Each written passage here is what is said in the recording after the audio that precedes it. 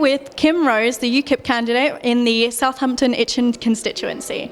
So we're with Royston Smith, the Conservative candidate in the Southampton Itchen constituency. What are your thoughts on the underfunding of mental health services and mental health issues amongst the youth? I think that but on a serious note, when people are really in trouble, we do need to reach out more. And it isn't always about money. It's about human beings actually knowing someone and knocking that person's door and saying, like, hello, Jack, you're right. At the end of the day, I'm going to spend a couple of hours. Let's nip up the road and go for a walk, and just to talk. Because now, I think because of mental illness also, like you've got hold of that iPhone.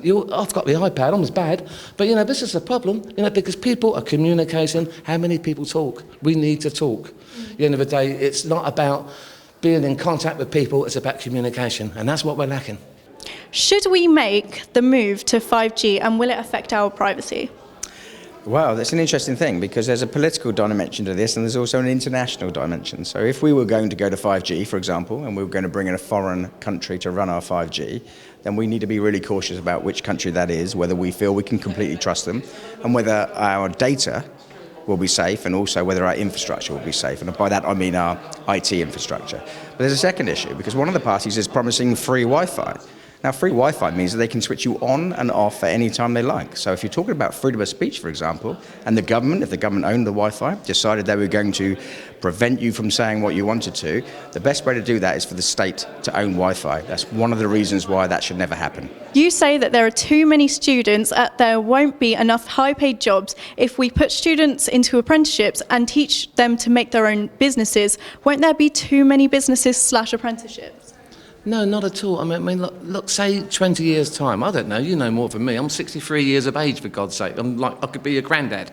Yeah. Okay, now, the fact is, the way I see it, in 20 years' time, and with autonomous cars and everything, even now, you walk into Sainsbury's, and there's less and less people on the cash till. It's self-service. And it's starting to get worse and worse and worse. There's not going to be, all the jobs are disappearing. So when you look at the high-paid jobs, and you look at how many thousands of students qualify every year, and sooner or later, all the high-paid jobs would dry up. So then it creates a problem. I started with £50 and an old car, an old banger. I had to push that down a hill.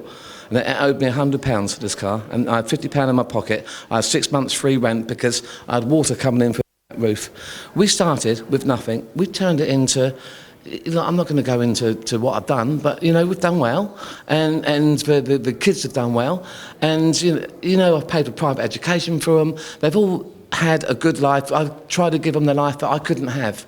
My life was totally different. So you do, as you get older, you want to give more to your kids and more to your grandkids. And it worries me that so many students are going to college when, at the end of the day, they could look for something they're really interested in and think, how can I turn this into a business and turn into be entrepreneurs and earn fortunes, It's not about money anyway, but the fact is they can earn a living. How do you think Brexit will affect the British economy? Well, I think there is a chance that there will be some stumbling along the way. But what's happened at the moment is because of the Brexit uncertainty, we've got a lack of investment. And there are two things that are stifling investment in this country. One is the fear of a Labour government. That sounds very partisan and political, but it's the reality. And the second thing is uncertainty about Brexit. So once we get Brexit done at the end of January with a Conservative majority government, I think a lot of that uncertainty will be taken out and a lot of the investment will come in. So I actually see a really bright, optimistic future for this country. And what are your thoughts on cultural diversity then in the UK? Do you mind having neighbours that are a different ethnicity to you? Do you mind working with people who are a different ethnicity to you? No, I was brought up on the left of UKIP. I was a socialist. I stood for Socialist Labour. My background is I was brought up in the docks. Musa is my mate here. He's just come up here for the day. He's part of UKIP. He won't say he's going like this, okay? But I'm joking with him. But look, the fact is that the school I went to, Deanery, it was 60% black, about 20% Asian, and was 20% white. No In the day, I'm totally colourblind. I don't look at colour that way. Yes, of course there's diversity. At the end of the day, we're integrated. We're integrated in this city because we're a port. As I said in the hustings earlier when I was talking, I just think that people should all be treated equally, equal opportunities and equal respect under the law. So cultural diversity, other diversity, racial diversity, sexual diversity, all of those things should be treated equally. And as far as I'm concerned, if we all treated ourselves and each other a little bit better, then the world would be a nicer place. Okay. Lots and lots of people come in here and settle in here. You know, I think Southampton is a shining example how diversity actually works. Lastly, what are your thoughts on other people coming into work in the UK? Well, I think we should encourage them. You know, the idea that we had free movement and people could come with no skills and no job, that was never a very sustainable model.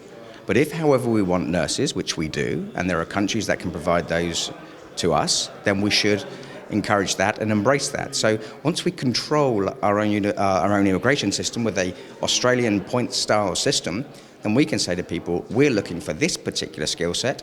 If you have it and you qualify, come in, you're very welcome. Okay, great. Thank you very much. It was lovely speaking to you. Pleasure.